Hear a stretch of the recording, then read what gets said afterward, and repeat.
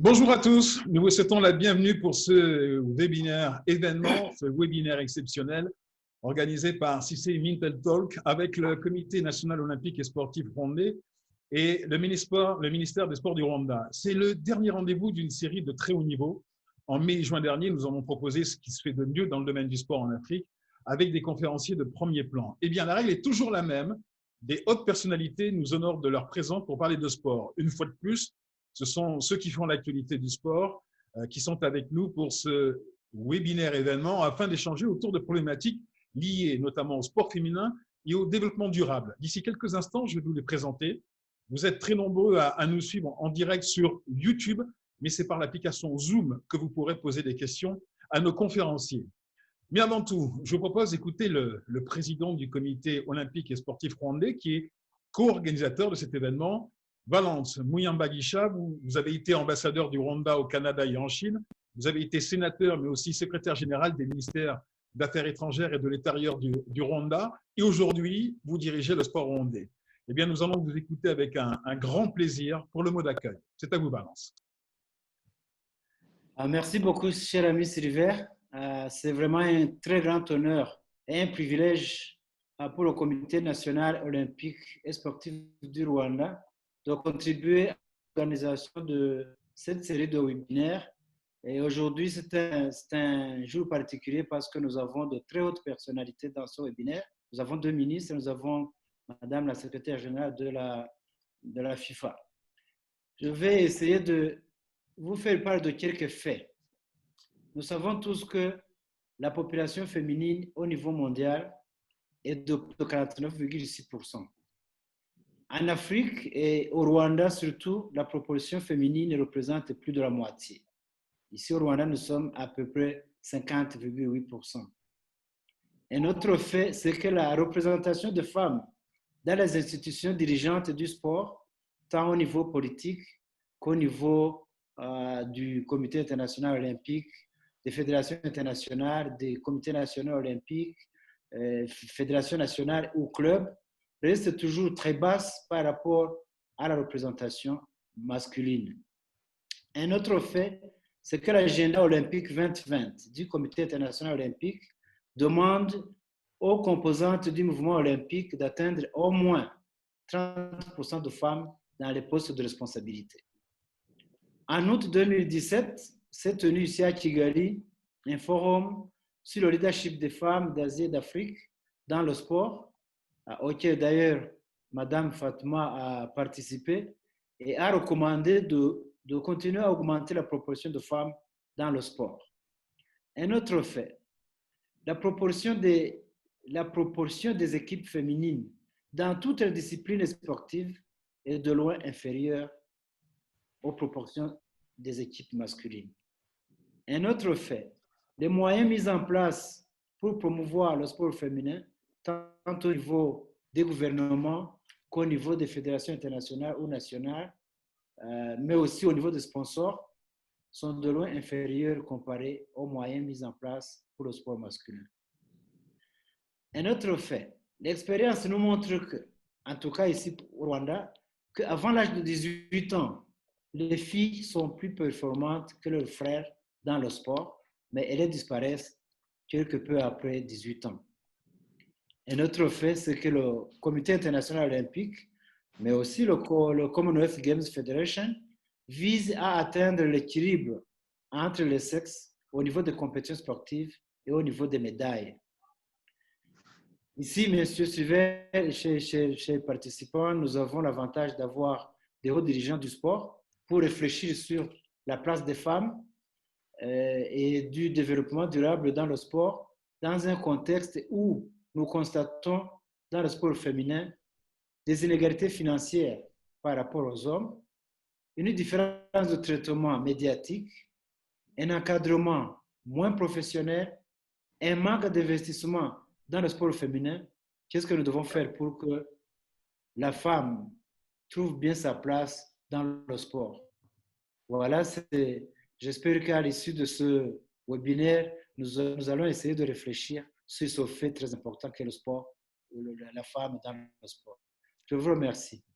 Merci Valence pour ces quelques mots d'accueil afin de recevoir les conférenciers de ce jour. Et nous avons réuni, il faut le dire, un véritable conseil des ministres avec Fatma Samoura. Fatma Samoura, vous êtes secrétaire générale de la FIFA, après avoir occupé les hautes fonctions dans l'humanitaire à l'ONU. Aujourd'hui, vous êtes la numéro 2 de la plus grande fédération sportive au monde. Abdou Latif Coulibaly, journaliste, auteur, vous avez occupé de nombreux postes ministériels au Sénégal et aujourd'hui, vous êtes ministre porte-parole de Macky Sall, président du Sénégal. Aurore Mimosa Mouyanganjou, on vous connaît pour une brillante carrière qui est loin d'être terminée, une carrière dans les assurances et la finance, mais aujourd'hui, vous êtes ministre des Sports du Rwanda. Le Rwanda, un pays où les femmes sont majoritaires dans la politique, et là encore quelques chiffres, hein. Les femmes sont passées de 6 à 60% en 10 ans au Parlement. Elles sont 10 sur 26 au Sénat. Elles sont très nombreuses à des postes de pouvoir et vous en êtes un brillant exemple. Elles ont une véritable influence. Votre pays est un exemple unique au monde. Alors, la question que je vais vous poser, Madame la Ministre, qu'est-ce que vous avez fait pour changer les mentalités en si peu de temps et quelles sont les initiatives que vous avez bien pu prendre pour consolider cette situation dans le sport au Rwanda?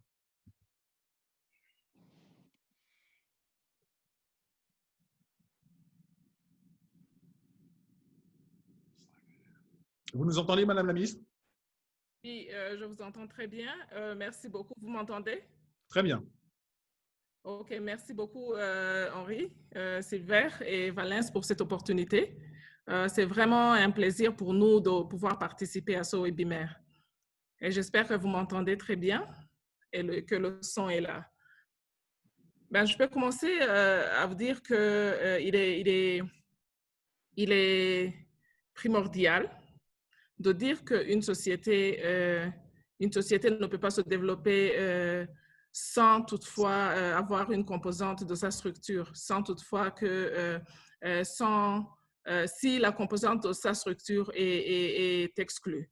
Donc, c'est pour ça que notre leader, comme on a dit, son Excellence, Monsieur le Président Paul Kagame, lui, il a bien compris que le Rwanda ne peut pas être développé sans le rôle de la femme.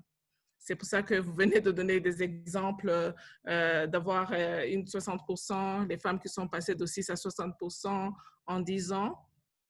Et au Parlement, 10 femmes aussi sur 26 au Sénat. Donc, ce que le gouvernement a fait, il a juste brisé les mythes, si je peux dire qu'il a brisé les mythes, soi-disant que les femmes ne sont pas capables. Les gens qui disaient que les femmes ne sont pas capables, aujourd'hui, le Rwanda est un bon modèle qui peut montrer et prouver que les femmes sont vraiment capables. Et aussi, dans notre culture rwandaise, il y a un proverbe qui dit que la femme est le cœur du foyer. La femme au cœur du foyer, Valens peut bien comprendre ce que je veux dire. Ceci montre et prouve que dans la société rwandaise, une femme a toujours occupé une place prépondérante, si je peux dire, au sein de notre société. Donc, aujourd'hui, je peux aussi vous dire que durant cette semaine, au cours de cette semaine, on est dans une semaine où le Rwanda commémore la journée de libération. Je vous signale que les femmes ont joué un très grand rôle dans le combat de la libération de notre pays. C'est déjà grand chose. Elles ont été capables de prendre des armes, être capables, être responsables et compétents. Donc, en ce qui concerne le domaine gouvernemental ou le domaine de la gouvernance, nous, de notre côté, essayer de faire, c'est que nous avons demandé aux fédérations, avec l'appui de les fédérations doivent respecter la règle 30%. Madame la Ministre, nous avons un problème technique. Alors, je vais demander si de votre côté, vos équipes peuvent le régler, parce que là, nous avons un problème technique et il y a une sorte de résonance qui nous empêche de vous entendre correctement. Si vous me le permettez, on va revenir d'ici quelques instants à vous, parce que c'est très intéressant de nous avoir expliqué justement d'où venait la raison d'autant de présence de femmes dans les institutions, dans les instances.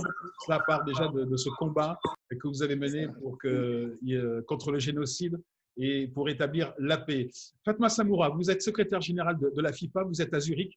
Merci à vous d'être avec nous. Nous allons revenir sur un événement qui a été extrêmement important pour le sport féminin. Il s'agit de la Coupe du monde féminine de football qui s'est déroulée l'année dernière en France. Et avec cet événement, le football féminin est passé en quelque sorte de l'ombre à la lumière. Les audiences dans les stades, les audiences à la télé ont montré que le sport féminin était vraiment au top. Est-ce que vous pouvez nous donner quelques chiffres et aussi un retour d'expérience sur ce grand événement, Fatma? Bon après-midi tout le monde. Mes salutations aussi aux autres membres, aux autres panélistes. Je voudrais d'abord commencer par donner un petit peu les principes que le nouveau leadership de la FIFA a tenu à mettre en exergue à l'entame de son mandat.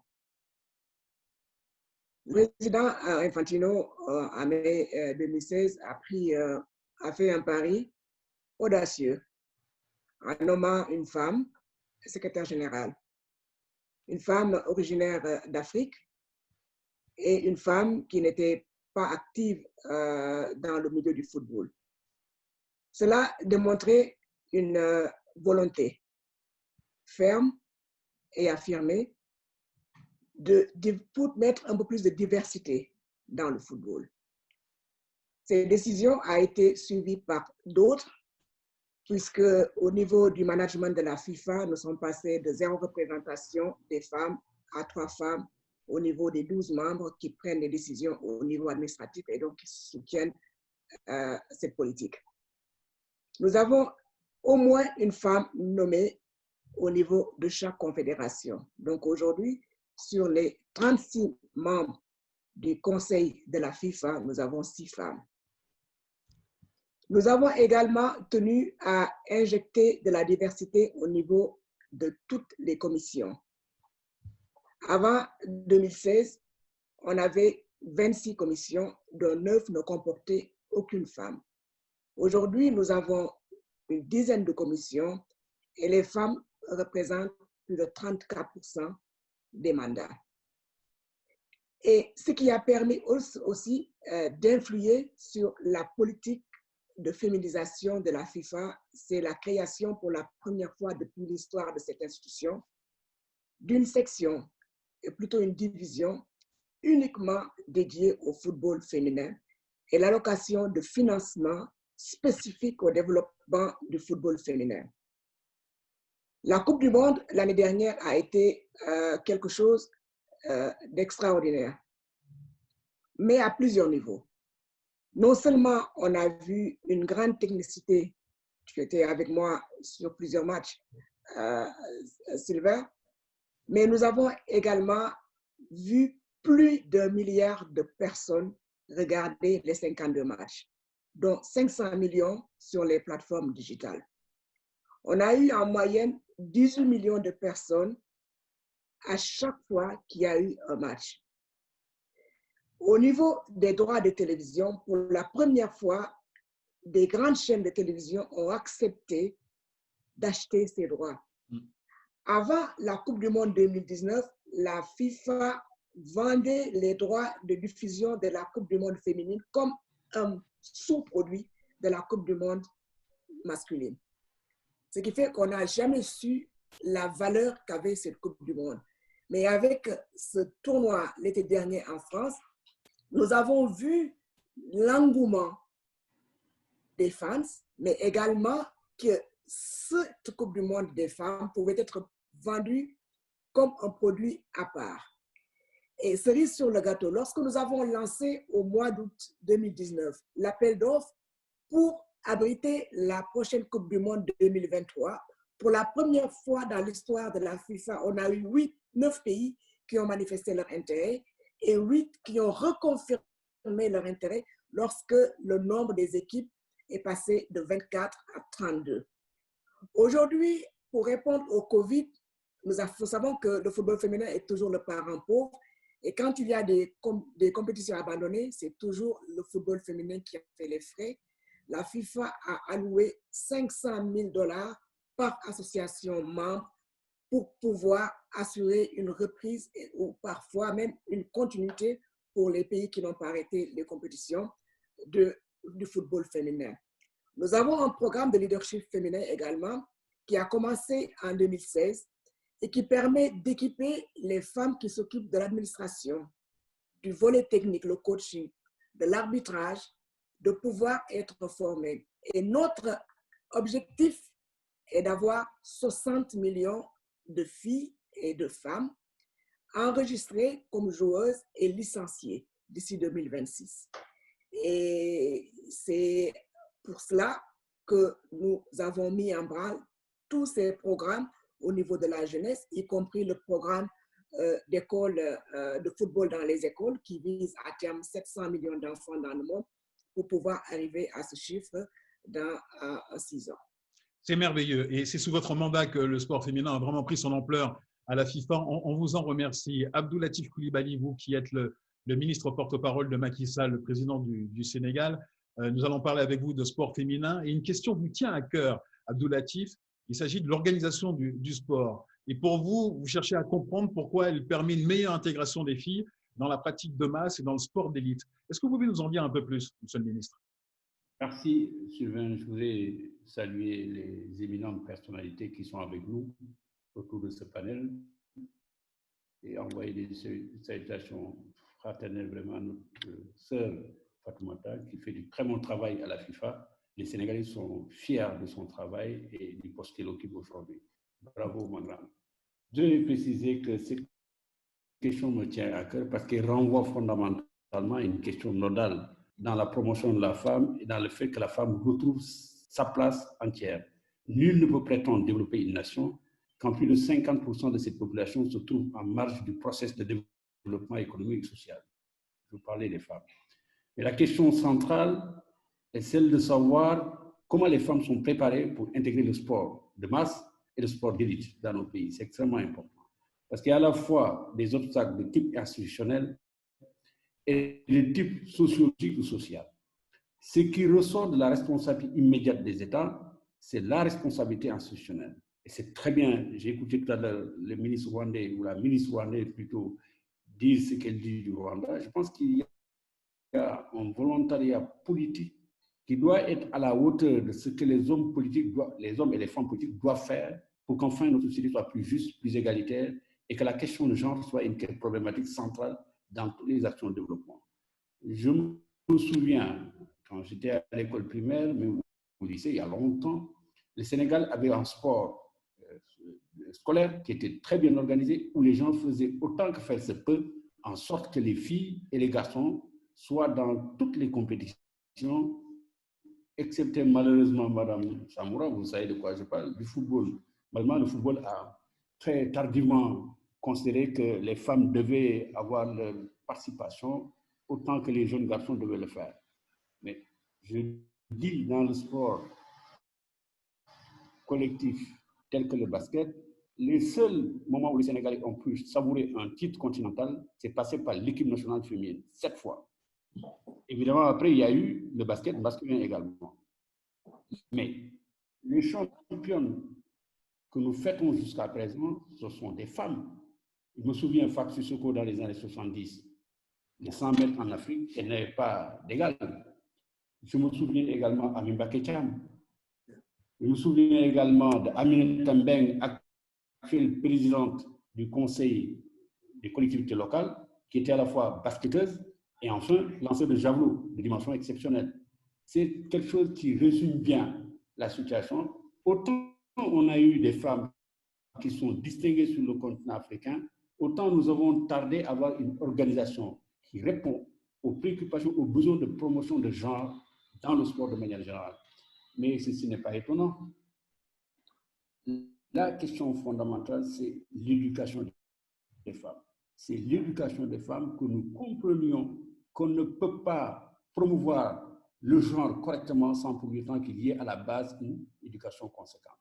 Le volontariat politique est là, c'est très bien, il faut le faire, mais il faut faire en sorte également que les femmes restent à l'école, demeurent à l'école et passent autant que faire se peut. Si on considère aujourd'hui le niveau de présence des filles à l'école primaire est de l'ordre de 51 et 52% en faveur des filles, mais quand vous allez au taux d'achèvement, qui est de 20%, les filles sont à peu près à moins de 10%.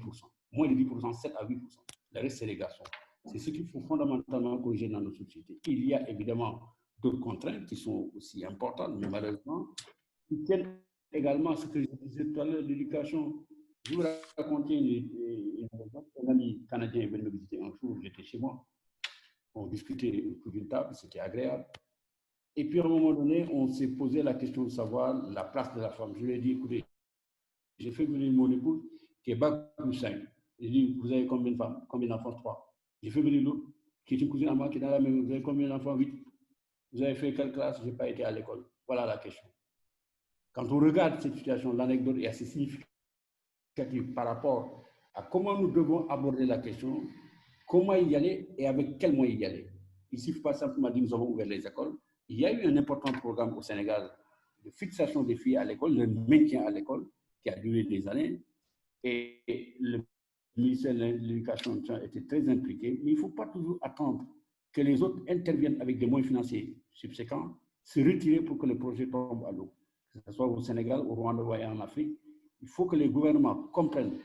Et bien, je suis membre d'un gouvernement aujourd'hui. Il faut le comprendre davantage et engager ça. Et je pense qu'au Sénégal, actuellement, on est en train de faire beaucoup de choses de ce point de vue pour que les filles obtiennent un taux d'achèvement égal à celui des autres. Bravo. Bravo, monsieur le ministre. On va revenir tout à l'heure et on partage complètement votre avis. Vous êtes au Sénégal avec Fatma Samoura qui est à Zurich et maintenant nous retournons à Kigali, au Rwanda. Désolé pour les petits problèmes techniques que nous avons tout à l'heure, madame la ministre. Rentrons de plein pied dans le thème du sujet avec la question: quelles sont les politiques de développement pour le sport féminin sur lesquelles vous travaillez, madame la ministre? Merci Sylvain. Comme je disais tout à l'heure, je voulais juste montrer… Vous m'entendez? Parfaitement. Ok, très bien. Donc, comme je disais tout à l'heure, je voulais montrer comment… je voulais juste montrer comment une société ne peut pas se développer si une partie de sa composante est exclue. Comme je disais, au Rwanda, son Excellence Paul Kagame a compris que le Rwanda ne peut pas être développé sans le rôle de la femme. Et aussi, j'avais donné un tout petit peu un exemple là où je vous informe que durant toute cette semaine, le Rwanda commémore la journée de libération. C'est là où les troupes du FPR, conduites par l'actuel président Paul Kagame, libèrent et mettent fin à 100 jours du génocide contre les Tutsis. Donc, c'est ça, je voulais juste vous indiquer ou vous informer que les femmes ont joué un très grand rôle dans le combat de la libération de notre pays. Donc, si elles ont été capables de prendre des armes, si elles ont été capables d'être là, d'être responsables et compétentes, rien n'empêche que maintenant, aujourd'hui, on leur donne une valeur, on leur donne la valeur qu'elles méritent. Et aussi, j'aimerais aussi parler du côté du domaine de gouvernance maintenant dans le cadre du sport, là où nous avons demandé les fédérations de respecter les 30% des femmes dans les fonctions dirigeantes. Ici, aujourd'hui, ici au Rwanda, les organisations sportives, on n'a que 80% des femmes qui ont les vice-présidences, qui sont vice-présidentes. Mais du côté présidence, on a encore du travail à faire. On a encore du travail, mais récemment, une femme a été élue présidente de la Fédération de la natation pour toute la première fois dans notre histoire de sport. Donc, elle a su combattre, elle a su combattre et il a gagné des élections. Donc, ceci prouve que c'est fort possible dans le domaine du sport, ainsi que si on a le leadership du pays qui nous a prouvé la même chose. Donc, de notre côté, on voit que c'est faisable. Revenons aussi de tout ce qu'on peut faire de notre côté. Nous avons aussi des programmes de sensibilisation en parallèle parce que, comme vous le savez, c'est tout un processus. Donc, ce n'est pas quelque chose qu'on peut bâtir du jour au lendemain. Nous avons des programmes de sensibilisation en parallèle avec les programmes de détection des jeunes talents pour encourager les jeunes filles à pratiquer le sport. Non seulement comme loisir, mais aussi penser à faire une option de carrière professionnelle. Et avec la politique nationale, comme je viens de le dire, de la promotion de genre, dont toutes les compétences sont prises en considération, sans toutefois dire que ce sont les hommes, les garçons ou les femmes, les filles, que ce soit pour les joueuses, les joueurs, les hommes. Donc, ils ont tous les mêmes opportunités, que ce soit du côté de voir les coachs ou de voir les joueurs et joueuses. Donc, ils ont tous les mêmes opportunités. Et sur le point de rémunération, on a vu que la plupart des pays, les gens ne sont pas payés de la même façon, les hommes et les femmes, mais ici au Rwanda, primes et autres intérêts d'ordre économique. Les hommes, les femmes doivent être considérés sur le même pied d'égalité. Donc, ça veut dire que tout le monde est conscient que ce soit du côté de l'organisation, que ce soit du côté des joueuses. Ils savent que le côté rémunération ou côté prime, donc tout doit être considéré sur le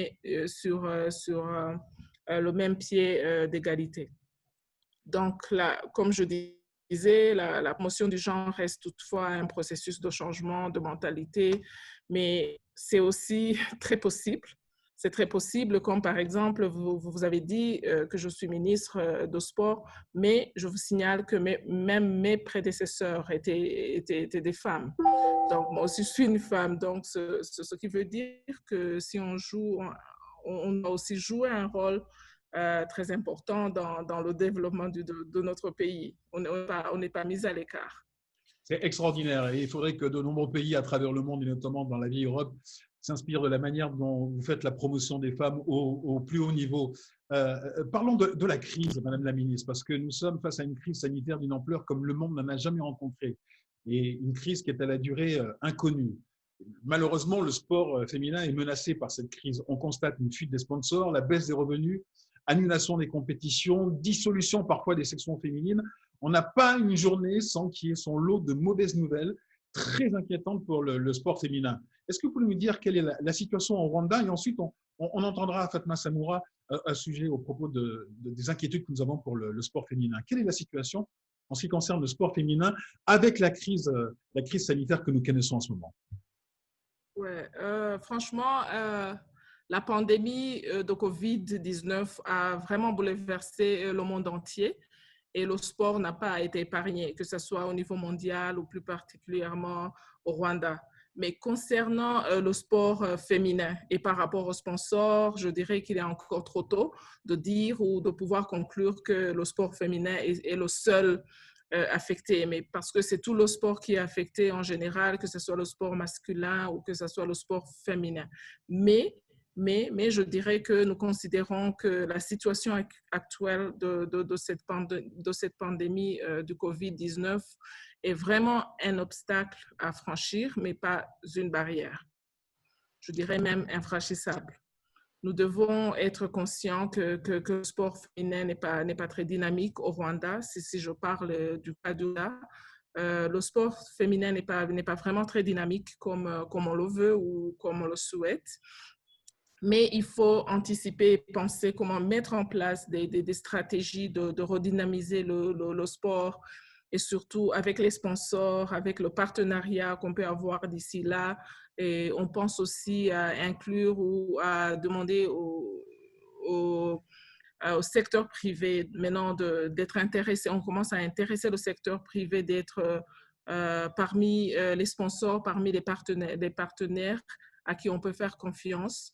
Nous sommes aussi conscients que la promotion du genre reste une entreprise vraiment, si je peux dire, à long terme dans le sport. Par exemple, je peux donner un simple exemple du cyclisme où pour la première fois dans l'histoire du cyclisme, vous savez, aux Jeux olympiques prochains, donc Olympiques Paris 2024, j'ai récemment entendu Madame Amina Lanaya, la directrice de l'UCI, qui parlait pendant la Journée internationale de la femme. Et elle a confirmé qu'ils ont considéré le nombre de participants qui seront identiques au nombre de participantes et dans les 5 disciplines cyclistes. Ce sera pour la première fois dans l'histoire de l'UCI qui vont faire ça. Donc, ceci, pour moi, confirme que si réellement nous investissons dans le sport féminin, les sponsors vont suivre. Ça veut dire que si tout dépendra de ce que vous mettez sur le plateau, qu'on est dans une crise, qu'on soit dans une crise ou pas, qu'est-ce qu'on va mettre sur le plateau des sponsors. Et pour nous tous, on a tous l'obligation de promouvoir le sport féminin, que ce soit nous en tant que personnes qui sont dans le système du sport ou que ce soit du côté du secteur privé. Nous restons vraiment optimistes qu'avec les résultats déjà obtenus jusqu'à ce jour, côté Rwanda, dans la vie du pays, et cela est vraiment très possible dans le domaine des sports. Donc, comme je dis, ça dépendra de tout ce que on met, qu'est-ce qu'on va mettre sur le plateau pour pouvoir attirer, pour pouvoir demander aux sponsors d'être là pour nous. Merci, c'est très clair. C'est-à-dire que vous projetez déjà sur l'avenir avec une demande d'observation des sponsors, la manière dont vous pouvez soutenir le sport féminin. Vous êtes à Kigali, maintenant nous allons à Zurich. J'évoquais quelques problématiques dans le sport et le foot, notamment avec le foot féminin qui souffre en ce moment avec cette crise sanitaire. Que fait la FIFA pour enrayer le processus? Comment vous avez géré l'urgence, vous, à la FIFA, face aux difficultés que connaît le foot féminin? On ne vous entend pas. Pourquoi? On ne vous entend pas, Fatma. Hop, hop. Pouvez-vous rebrancher votre micro? Voilà, là, vous devriez. Non, on ne vous entend pas. Aïe, aïe, aïe. Aïe, aïe, aïe, votre micro n'est pas branché.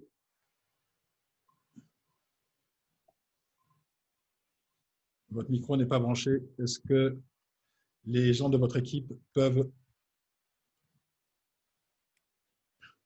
Là, pourtant, tout à l'heure, on vous entendait.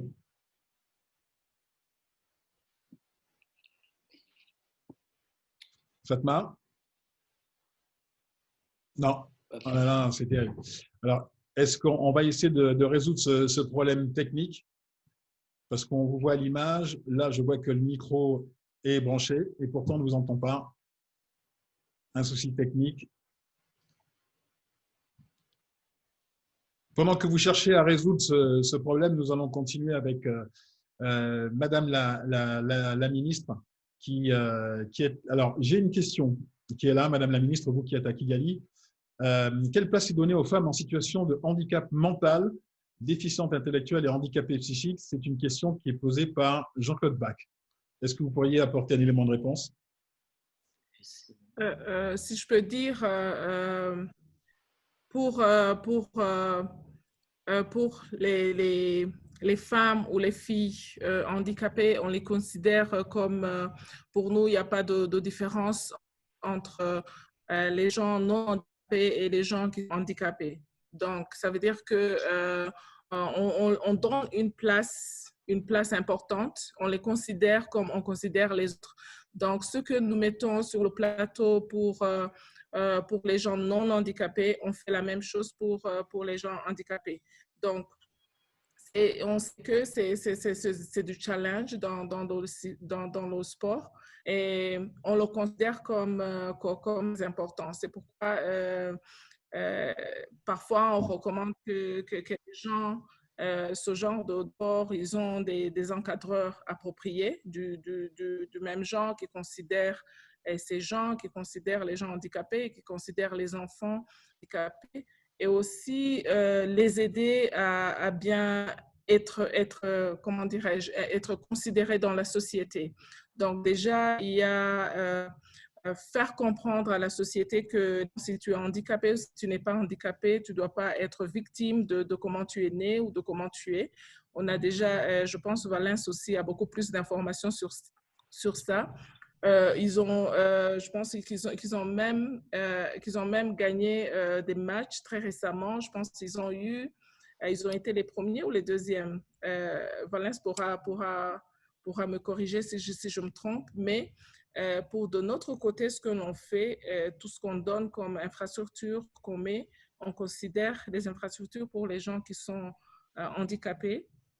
Et que ce soit du côté de sport normal, dans des écoles. Maintenant, on a introduit un système de développement scolaire, le système de développement scolaire qu'on a pu introduire avec le ministère de l'Éducation, avec qui on travaille étroitement. Donc, tout est considéré. Tout est considéré, que ce soit côté sponsor, côté participation de notre côté. Donc, il n'y a pas une différence entre les gens handicapés et les gens qui sont... Très bien. Donc, nous retournons à Zurich. J'espère que cette fois-ci, le micro fonctionne. Fatma Samoura, ah non, mais ça ne fonctionne pas. On vous entend. L'image est parfaite, elle est merveilleuse, mais on n'entend pas le son de Fatma Samoura. Alors, est-ce que vos équipes peuvent rebrancher peut-être sur l'autre appareil que vous utilisiez au début pour qu'on puisse vous entendre? Et pendant ce temps-là, je vais aller du côté de Dakar pour retrouver Abdoulatif Coulibaly. Est-ce que vous pouvez nous dire, Monsieur le ministre porte-parole de la présidence sénégalaise, quel est le travail qui est fait au Sénégal pour changer les mentalités, le regard que l'on porte sur le sport féminin? Changer les mentalités, c'est le travail classique qui a été toujours fait et qui continue de l'être. Il faut davantage travailler sur le changement des mentalités qui va passer par plusieurs facteurs. D'abord, il y a des facteurs qui sont liés à notre mode de vie, qui sont liés à la société sénégalaise telle qu'elle fonctionne. Et ça, il faut y travailler. Je pense que depuis 1978, qu'on a pour la première fois mis en place un ministère chargé de la promotion des femmes, un travail a été engagé. Ce n'est pas suffisant du tout. Il faut davantage y travailler. Il y a des programmes spécifiques qui sont mis en place pour autonomiser les femmes. Il y a plusieurs programmes dans le gouvernement actuel, ça l'a été également. Mais pour parler de façon spécifique du sport féminin tel que vous l'avez évoqué tout à l'heure, en réalité, ce sport féminin est victime de deux compromis quiproquos historiques. Le premier est lié au fait que le sport n'a jamais été considéré comme un levier opérationnel économique capable de promouvoir d'abord les acteurs qui le font, également de développer un secteur qui avec une plus-value assez importante dans la formation du produit intérieur brut. Évidemment, cette conséquence, cela a pour conséquence également presque une tragédie, parce que le sport n'est pas, de mon point de vue, souvent placé au niveau où il doit l'être. C'est d'abord une question de santé, une question économique. Évidemment, le sport marginalisé comme élément économique, et on comprend bien que la femme soit marginalisée. Parce que ça a été toujours accaparé par le sport masculin. On a toujours considéré que c'était le seul sport qu'il faille encourager dans nos pays, encadré avec des moyens subséquents. Madame vient de dire ce qu'elle vient de dire du Rwanda. C'est extrêmement important. Le volontariat politique fait qu'on a fait ici au Sénégal aujourd'hui une loi de parité pour que les femmes puissent être présentes en politique et dans les assemblées électives. Là, je pense qu'il faut absolument le faire également dans d'autres secteurs. Plusieurs secteurs d'ailleurs. Il n'y a pas que le sport. Le sport, l'éducation, entre autres. Mais il faut accepter en fait que des efforts sont faits, mais ils sont encore en deçà des besoins et des exigences d'une promotion authentique de la femme, au-delà parfois des mouvements qui sont certes importants dans le contexte où nous vivons tous, qui ont leur effet quelque part, mais il faut aller au-delà. Réfléchir en termes de secteur de levier économique, réfléchir en termes d'autonomisation des femmes, en termes de formation des femmes, et dans le sport également, travailler à ce qu'il y ait un leadership féminin conséquent, que les femmes ne soient pas des appendices juste pour justifier une politique qui n'en est pas une en réalité. Et c'est arrivé souvent dans le cas. Ce n'est pas parce que je suis dans un gouvernement que je ne peux pas le dire. C'est une réalité. Parfois, nous sommes bien contents que les femmes meublent nos meetings politiques, qu'elles soient là, mais au moment de décider des places à pouvoir, c'est toujours un problème. La jeune masculine est tellement présente qu'on a le sentiment que l'autre partie n'existe pas. Ce qui n'est pas normal. Merci de cette franchise. Le président Macky Sall en a eu. Voilà. Et puis, sur d'autres points également. Vous savez, et puis, ce qui est paradoxal, nous sommes tellement fiers de savoir que notre compatriote est placé où elle est placée aujourd'hui, mais qu'est-ce qu'on fait en retour pour que d'autres Fatouma Samoura puissent émerger et deviennent des responsables au niveau où elle est aujourd'hui? Je ne parle même pas de là où elle est, mais au niveau national. C'est une question majeure. C'est des problèmes. Mais monsieur le ministre, posons-la tout de suite à Fatma. Autrement que nous l'avons toujours. Posons-la tout de suite à Fatma. On vous entend. Ah, on vous entend, ma chère Fatma. Alors, il y a… Je pense que s'il y avait une médaille à offrir aujourd'hui, Madame Aurore et moi sommes d'accord pour qu'on le remette tout de suite à M. Abdoulatif Coulibaly parce qu'il a vraiment touché du doigt un problème très sensible. Le fait que les femmes soient considérées comme des figurantes plutôt que comme des acteurs à part entière dans le développement de nos nations.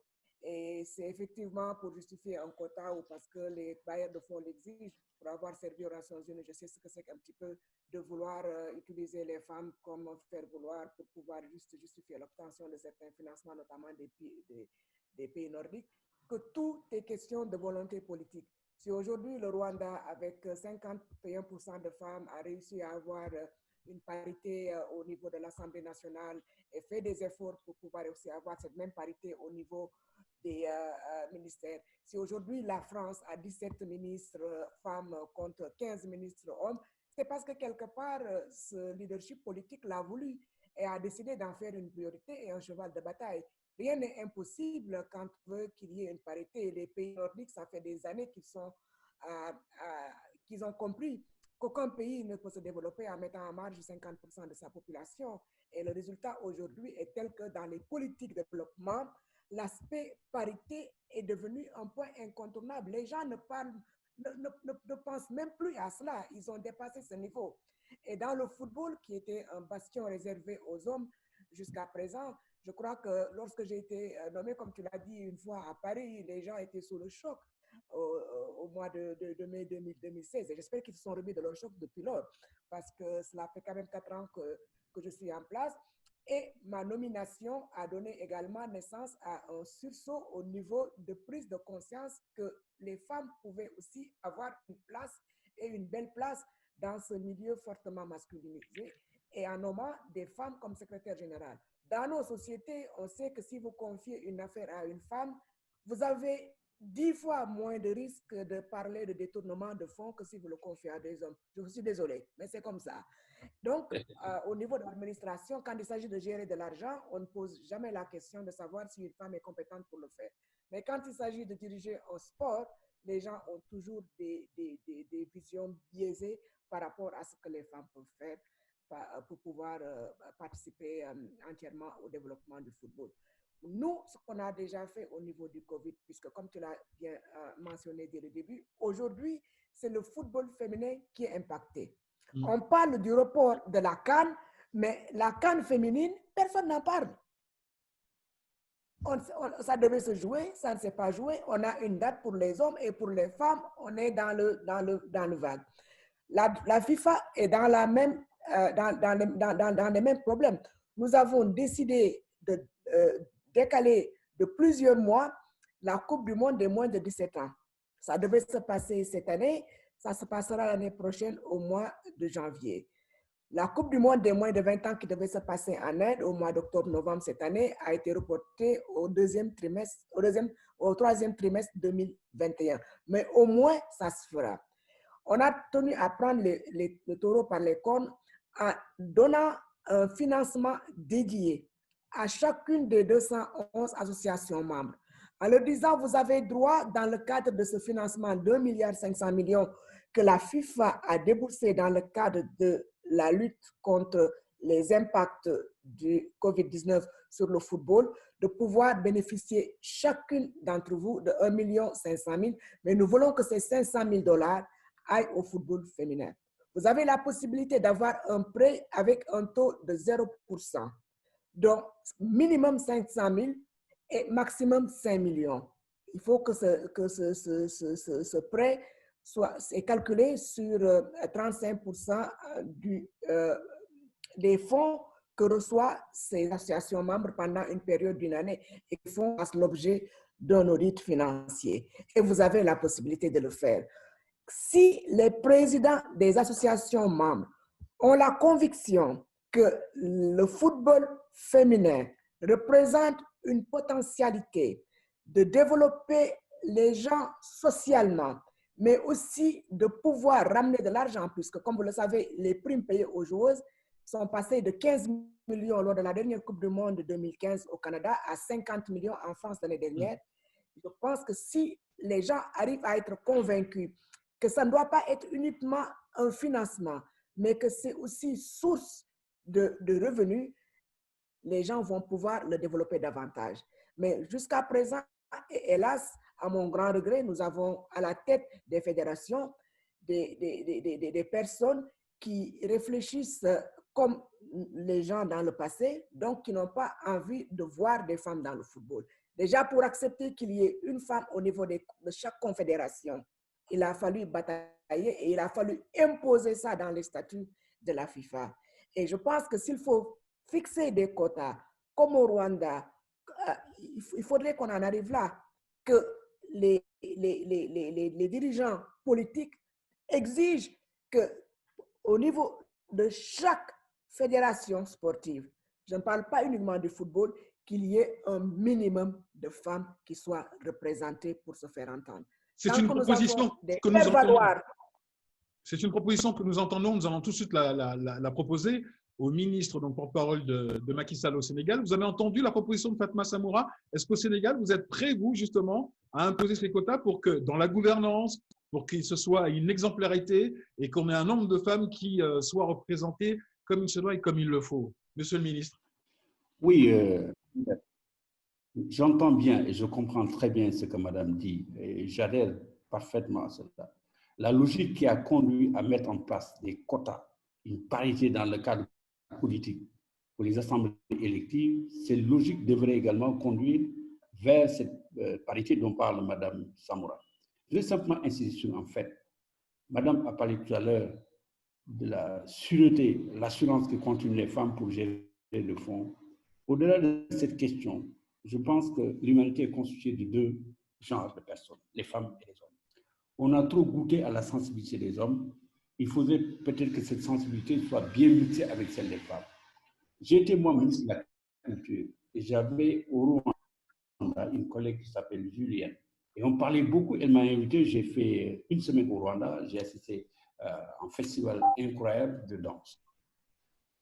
Sa manière d'aborder les questions, nous étions tous dans le même département, me plaisait beaucoup. La féminité, je ne le dis pas par démagogie, non pas par sexisme non plus, Dieu m'en préserve, mais je dis parce que chaque être humain a une particularité, a une féminité par là et une masculinité. Il ne faut pas que nos sociétés se privent de cette sensibilité notable qui, de mon point de vue, peut apporter des choses énormes dans la conception de nos plans et dans ces développements-là. Et il a dit également concernant le football, tout est une question d'organisation. Les championnats les plus courus en Afrique, c'est le championnat féminin de basketball en Afrique. C'est extrêmement couru, c'est les femmes. Il n'y a pas un sport féminin, c'est juste une question de mentalité et d'organisation. Les fédérations de football n'ont jamais compris qu'est-ce qu'il fallait faire pour que le football soit considéré comme que tous les êtres humains ont droit à le faire. Mais à cela, malheureusement, il y a une entrave de type sociologique. Dans nos sociétés, en particulier une société comme la sénégalaise, il n'y a pas longtemps qu'on puisse accepter l'idée de voir une femme en short. Voyez-vous ces questions-là? Et qu'elle soit dans les... Mais les gens parviendront à surmonter ces questions-là quand un père de famille verra que sa fille qui mais est dans une situation économique qui lui permet de vivre et faire vivre sa famille, il faudrait que nous arrivions à concevoir le sport comme étant un véritable levier économique. Ce n'est pas encore le cas dans nos pays. C'est exactement le cas de la culture aujourd'hui. Quand vous êtes dans la culture, on vous prend comme un folklore, à la limite comme un homme qui est raté, ou une femme qui est ratée, quasiment, dans ma société au Sénégal. Vous savez très bien de ce que je parle. Quel est le Sénégalais qui va accorder la permission à son fils pour aller s'inscrire dans une école de danse? Madame, vous savez de quoi je parle. C'est exactement ça. Le football, quand vous y êtes, à l'école, vous vous spécialisez pour le football, mais c'est la peur. J'ai un fils, quand il était en seconde, il était très bon au football. J'aimerais bien, quelque part, qu'il soit un très bon footballeur, mais il faut de l'assurance au départ. J'ai envie qu'il fasse de bonnes études avant de tenter l'expérience du football. Et voilà des préjugés de type sociaux.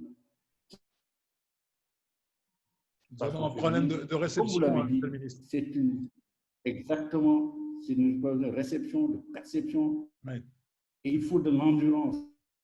Il faut bien de l'endurance. Il faut bien également des politiques conséquentes de sensibilisation, bien structurées, allant, comme je l'ai dit tout à l'heure, au-delà de besoins spontanés, de promotions en fait qui sont parfois des promotions tape à l'œil, qui n'en sont pas vraiment, et qu'on comprenne que c'est un enjeu de société, un enjeu politique et un enjeu économique. il faut déplacer le regard. À Kigali, Madame la ministre des Sports, nous avons vu avec Fatma Samoura que la Coupe du monde féminine de football a été un succès extraordinaire. On s'est rendu compte au Sénégal avec l'Afrobasket féminin que le succès était également au rendez-vous dans cette très belle aréna qui ressemble à celle que vous avez à Kigali. Est-ce que cela ne vous encourage-t-il pas à rentrer dans une diplomatie sportive très agressive pour attirer les compétitions féminines chez vous au Rwanda, à Kigali? Bien. Ouais. Sylvain, c'est vrai que vous m'entendez? On vous entend parfaitement, allez-y. Oui, c'est vrai que de notre côté, ce qu'on peut faire ou ce qu'on fait du côté, bon, je peux d'abord dire que Kigali Arena, déjà, pour le moment, on sait qu'il abritera les finales de la première édition de Bâle. Et si tout va très bien, et au cours vers la fin de cette année, et nous sommes aussi en lice pour le championnat du monde du cyclisme, route en 2025. Côté championnat ou côté compétition, je peux vous dire que, par exemple, l'année passée, nous avons abrité le championnat d'Afrique de basket des cadettes de moins de 16 ans, filles. Et ceci, c'était dans le cadre de la promotion de notre sport féminin en salle. Et aussi, nous avons aussi organisé le championnat régional CECAFA féminin. Et cela, c'était en 2018. Donc, pour nous, c'est aussi un avantage d'avoir des compétitions masculines dans Arena, comme ça qu'on pourra abriter, mais cela aussi donne le courage à nos jeunes filles qui participent ou qui viennent en tant que spectatrices. Elles peuvent aussi comprendre le niveau international ou le niveau même professionnel. Et aussi, cela leur donne vraiment une envie de pouvoir développer leur talent. Donc, pour nous, ce que nous faisons, on a vraiment besoin d'avoir beaucoup de championnats, d'avoir beaucoup de compétitions, que ce soit dans Arena ou ailleurs, mais pour être sûr que nos filles, que nos enfants qui sont là, qui sont en train de suivre, ont vraiment une envie d'être aussi à la page, si je peux dire ça. Madame Fatma Samoura, vous qui êtes à Zurich, alors là, c'est le cœur que je vais sonder, le cœur de Fatma Samoura. La dernière Coupe du monde féminine de football est extraordinaire. Ce sont les Américaines qui l'ont remportée, les Européennes étaient dans le dernier carré. Mais à quand une équipe africaine en finale de la Coupe du monde féminine de football? Dites-nous, c'est pour bientôt. Allez, dites-nous. Si cela ne tenait qu'à moi, ce serait pour demain. Mais hélas, je ne suis pas sur le terrain, mais j'essaie de jouer ma partition en dehors du terrain pour doter l'Afrique des capacités pour pouvoir affronter les meilleurs. On a vu ensemble l'année dernière en France la manière dont les Camerounaises, les Sud-Africaines ont joué, et je pense qu'elles étaient décomplexées. Elles ont donné le meilleur d'elles-mêmes, mais encore une fois, quand vous avez dans une équipe comme le Cameroun des 4 ou 5 filles qui ont un rôle majeur à jouer sur le terrain et qui n'ont même pas un club, qui n'avaient même pas de club lorsqu'elles jouaient la Coupe du Monde, on peut douter également de leur capacité à vouloir amener le Cameroun au-delà des phases de groupe. Et c'est ce que je disais encore une fois, tout est question de volonté. Si aujourd'hui, aux États-Unis, les femmes ont gagné 4 fois la Coupe du Monde, alors que l'équipe masculine n'était même pas qualifiée pour la Coupe du Monde de 2018 en Russie, on sait que c'est possible. On sait que c'est possible. Donc, un grand pays comme les États-Unis n'a pas eu son équipe masculine qualifiée pour la Coupe du Monde 2018, et les femmes, l'année dernière, faisaient la 4e fois qu'elles gagnaient la Coupe du Monde. C'est juste un problème d'investissement et un problème de reconnaissance. Nous, on peut donner les moyens financiers pour aider les associations membres, mais comme l'a dit Madame le ministre, et puis aussi Monsieur le ministre Koulibaly, les femmes ont des spécificités. On ne peut pas admettre que des femmes soient dans des associations ou des clubs où il n'y a pas de vestiaire, où il n'y a pas de toilettes séparées, où il n'y a pas des terrains d'entraînement qui leur sont dédiés. qui n'ont pas la possibilité d'avoir la bonne paire de chaussures, qui viennent au terrain avec des équipements totalement dépareillés. Vous avez un t-shirt Nike, des chaussures Adidas, un short d'un autre équipementier. Ce n'est pas possible. C'est juste se dire l'Afrique a les possibilités physiques, mentales, de faire de grands joueurs qui évoluent en Europe et qui sont dans les meilleurs clubs. Et pourquoi cette même attention ne peut pas être placée chez les femmes? Je n'ai pas visité depuis 4 ans une seule académie qui permettait la mixité entre les garçons et les filles ou qui était 100% dédiée au football féminin.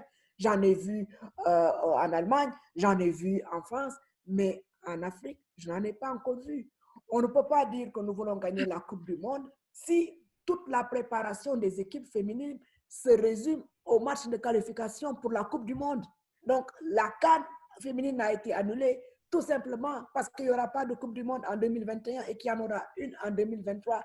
Donc, cela veut dire qu'entre 2019 et 2023, les filles qui ont fait leur preuve au niveau en France l'année dernière n'auront que la possibilité de jouer des qualifications dans 4 ou 5 ans. Mais comment avec ça voulez-vous remporter une Coupe du Monde? Ce n'est pas possible. Il faut un championnat de clubs pour les femmes et la FIFA est en train d'avoir également de réfléchir sur un format d'élargir, d'avoir une Coupe du Monde des clubs féminines. Mais l'Afrique aujourd'hui a besoin de développer le championnat au niveau des clubs. Si aujourd'hui l'Olympique lyonnais a pu faire ses preuves au niveau européen, c'est parce que le club a jugé important d'avoir également une ligue féminine. Combien de clubs en Afrique ou d'associations ont des ligues féminines? Il n'y en a pas. Et si on veut assurer cette parité dans le sport, il faut qu'on soit sérieux, il faut qu'on ait cette volonté, il faut qu'on y mette les moyens, il faut qu'on se dise que le football féminin, c'est une valeur additionnelle sociale. Moi, je ne pourrais pas considérer le football féminin comme quelque chose qui va produire des stars qui se vendent sur le mercato à 50 millions ou 100 millions ou 200 millions.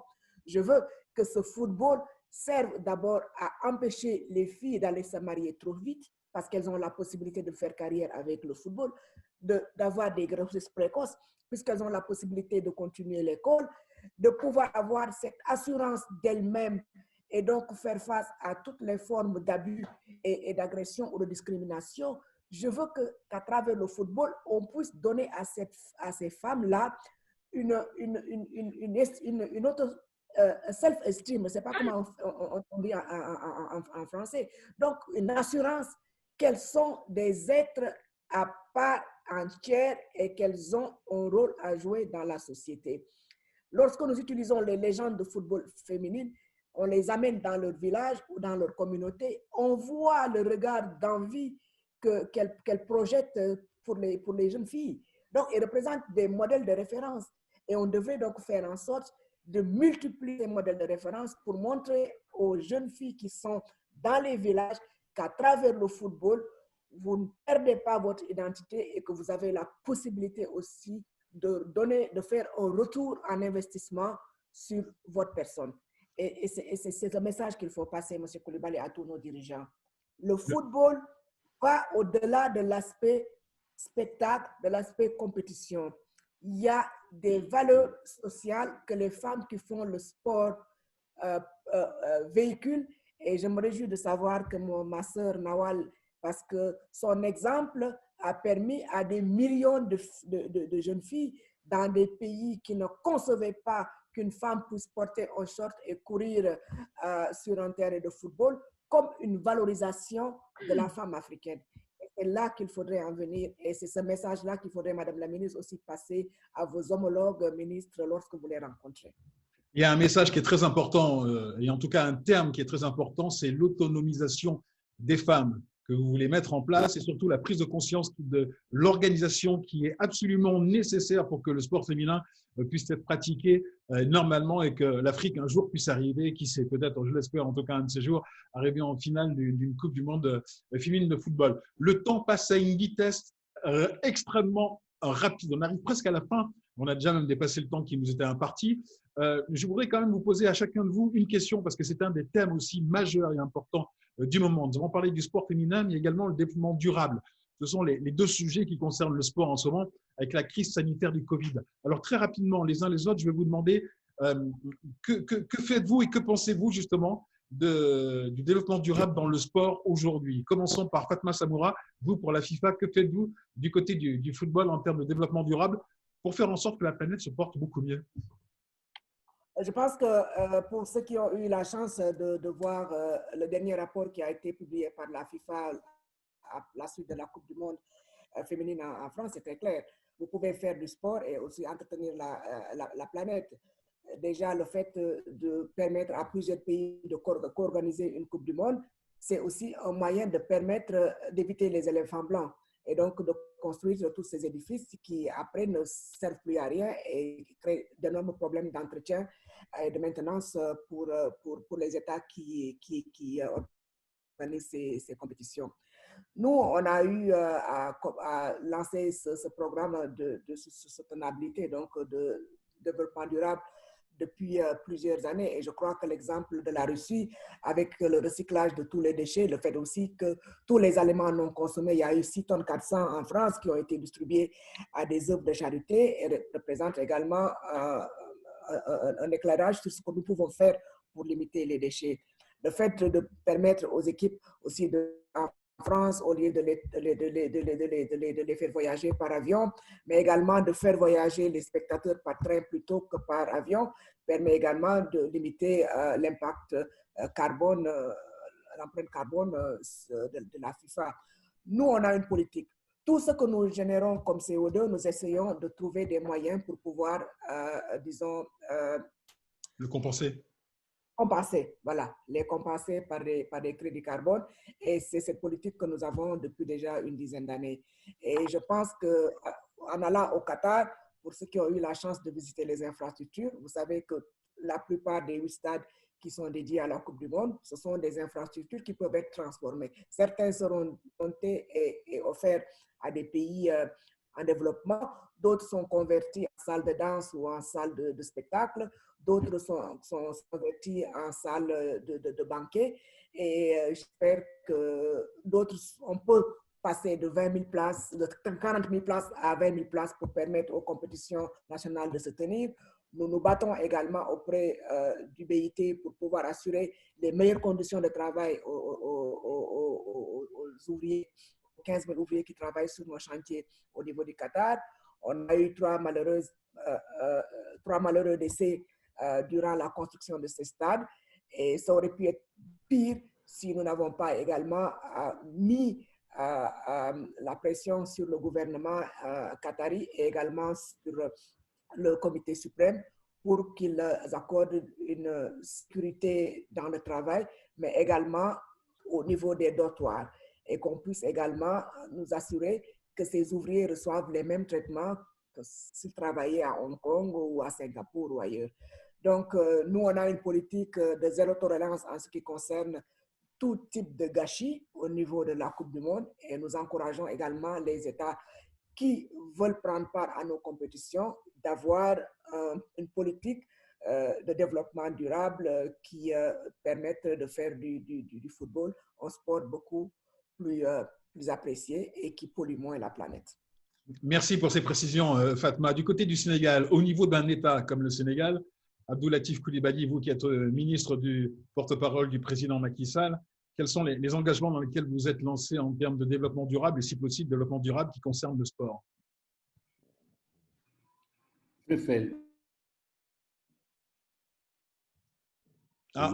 Juste on vous entend. Allez-y. D'abord, le respect de l'environnement, l'écologie, c'est le respect de la vie.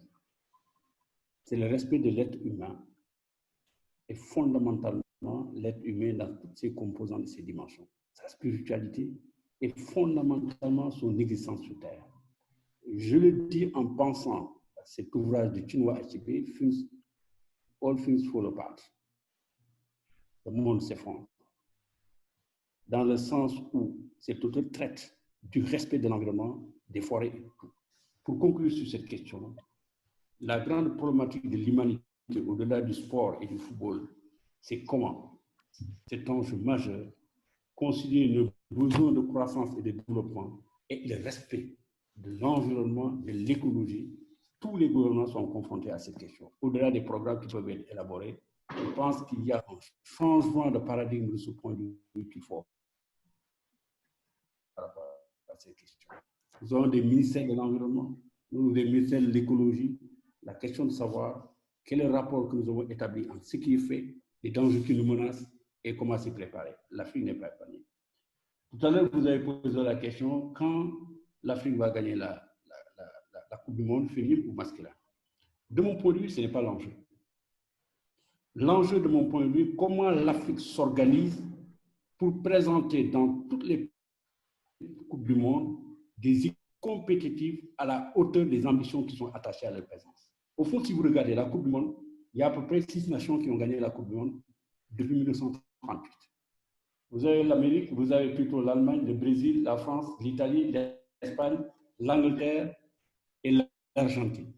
Vous parlez des garçons, là, monsieur le ministre, vous parlez des garçons. Pardon? Vous parlez des garçons, là, monsieur le ministre. Je parle des garçons, mais ça risque d'être exactement la même chose avec les Coupes du Monde féminines. Ce n'est pas pour rien que FIFA a envoyé Mme Samoura en Afrique venir assister à la CAF pendant des temps. Ça traduit quelque part un besoin d'organisation et de réorganisation fondamentale du sport tel que nous le concevons chez nous et comment y arriver comme les autres y arrivent. Ce n'est pas simplement une question de moyens et d'argent. Ce n'est pas vrai. C'est une question d'ambition, d'organisation, de volonté, surtout pour mettre les hommes qu'il faut.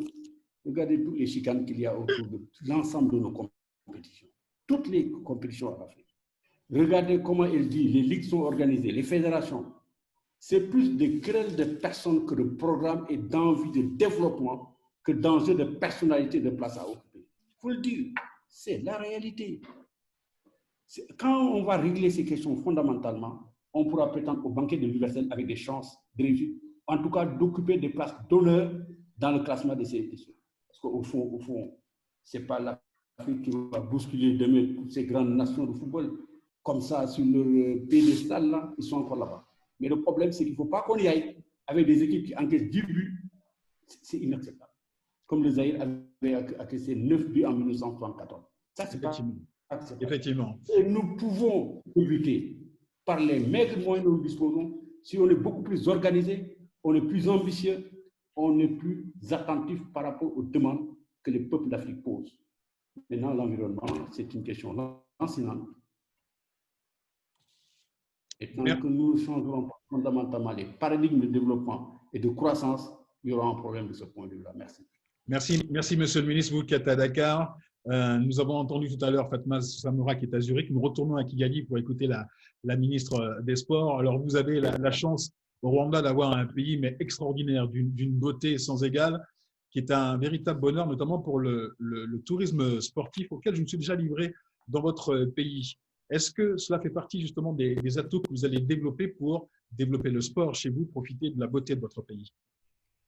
Oui, nous considérons le développement durable par étapes ici au Rwanda, donc de la détection des jeunes talents jusqu'au niveau professionnel. Donc ici, je pourrais dire que à partir des écoles, à partir de l'école primaire, secondaire et même jusqu'à l'université. Donc, on sait très bien que le sport est une école de courage, de discipline, de la compétition. Donc, c'est pour ça qu'on dit que l'éducation physique et le sport, ça a vraiment un impact sur le développement de l'enfant. C'est pour ça qu'on pense à redynamiser donc l'éducation physique dans des écoles, aussi faire non seulement essayer de dire aux gens ou que le travail n'est pas celui du gouvernement seulement, le travail n'est pas celui des fédérations ou du ministère de sport, donc, mais aussi comprendre qu'il faut aussi encourager les parents, les enseignants, les dirigeants, tout le monde qui a accès aux enfants, à soutenir ses enfants dans des écoles et aussi en dehors de l'école. Autre chose, nous considérons aussi le partenariat avec des clubs qui peuvent nous mener à un développement plus durable. Comme tu viens de le dire, du côté tourisme, sport.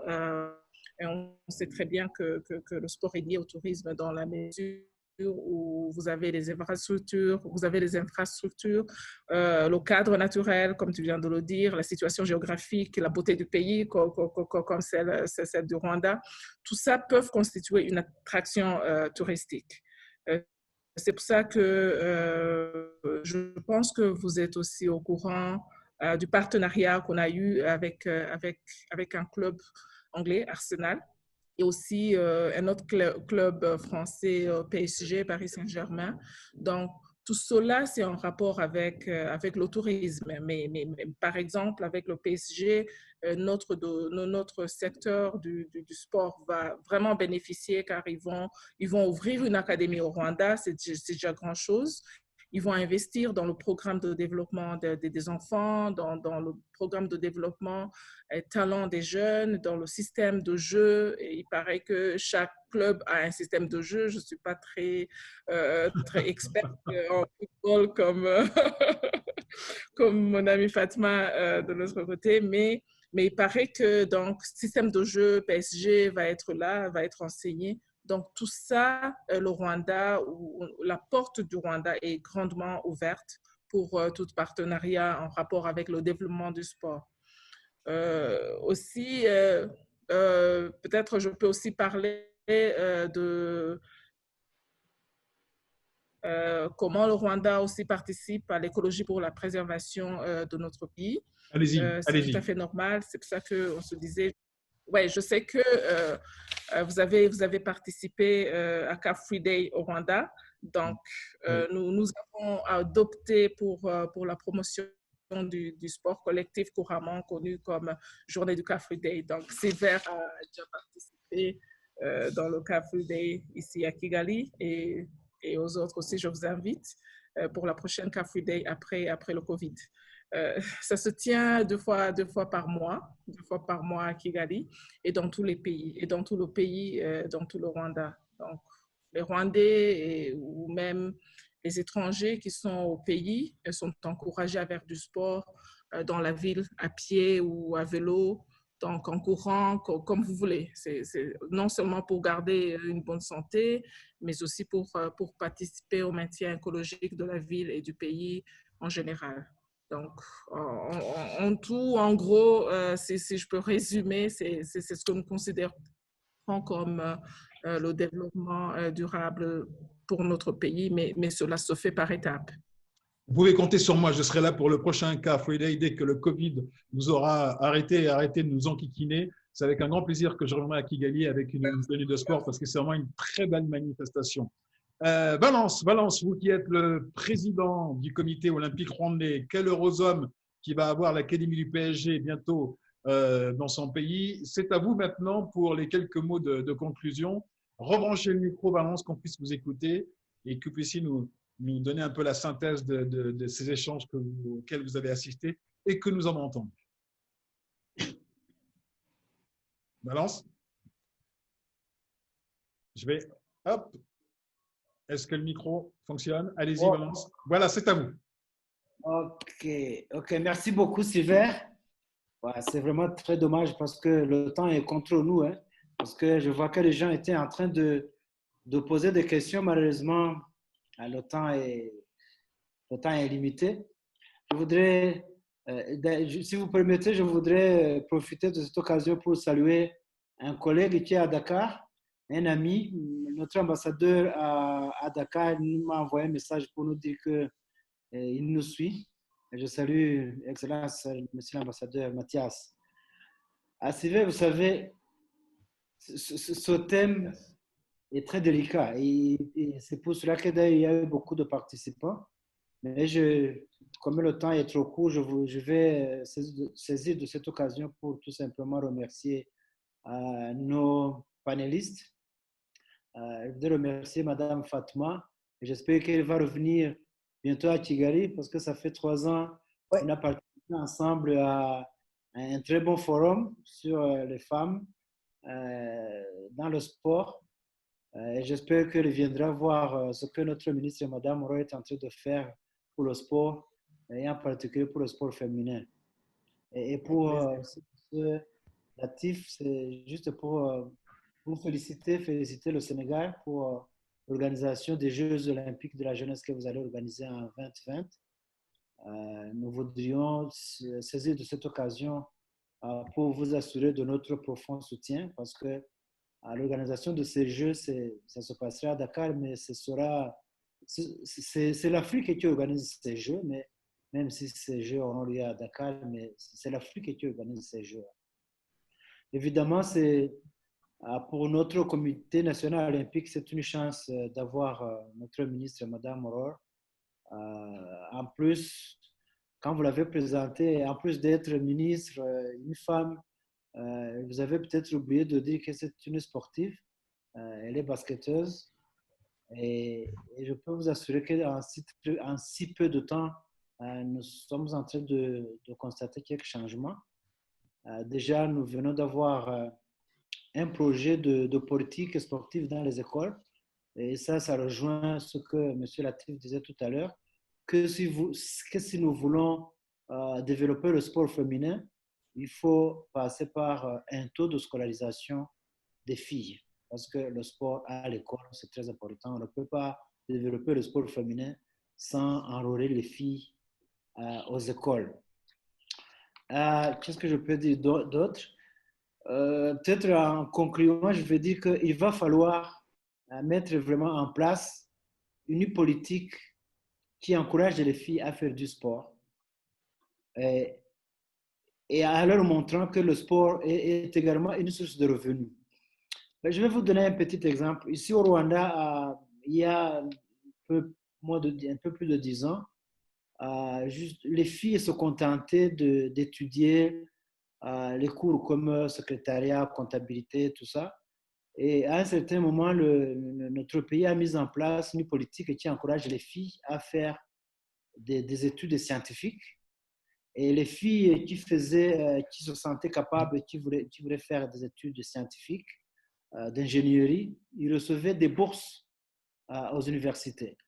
Mais maintenant, qu'est-ce que nous constatons? Nous avons plus de filles ingénieures que de garçons. Parce que dans nos universités, il y a beaucoup de filles ingénieures plus que des garçons. Donc, pour vous montrer que si nous mettons en place des vraies politiques qui incitent les filles à faire du sport, c'est sûr qu'en si peu de temps, nous pourrons avoir nos filles en train d'arracher des médailles aux Jeux olympiques ou au grand championnat du monde dans le football, basketball, football. Voilà, je vous remercie. Évidemment, je ne peux pas conclure sans remercier notre ami Sylvain. Il y a un ami qui m'a fait constater que sur notre plateau, il y a beaucoup de Sénégalais. Il est vrai que... Je m'attendais à ça. Je m'attendais à cette remarque. Il y en a presque autant que de Rwandais. Oui. Mais il y a beaucoup de Sénégalais qui... Ouais, moi, je suis à moitié rwandais, à moitié sénégalais. Donc, bon, ouais, voilà. Ce n'est pas grave parce que le Sénégal, c'est vraiment un grand ami au Rwanda. Et vraiment, je vous remercie, Sylvain. Vous avez joué un grand rôle pour engager des discussions, des débats sur le sport après le Covid. Et j'espère qu'on va continuer plus tard. Voilà, je vous remercie. Mais pourquoi pas l'année prochaine, en tout cas, pour parler des Jeux olympiques de la jeunesse qui se dérouleront à Dakar en 2022. Et comme vous l'avez dit, ce n'est pas les Jeux olympiques de Dakar, mais ce sont les Jeux olympiques de tout le continent africain.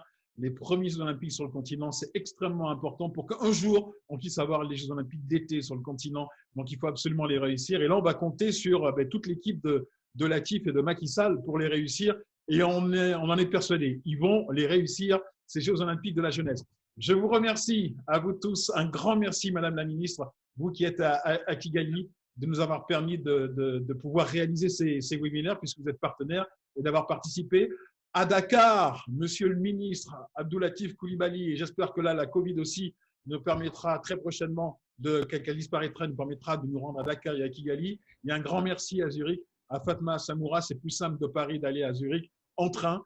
À très bientôt à vous tous. Valence, merci. Un grand merci. Je vous souhaite une excellente soirée. Ça fait un plaisir de pouvoir échanger avec vous. Très belle soirée. Au revoir. Merci. Au revoir.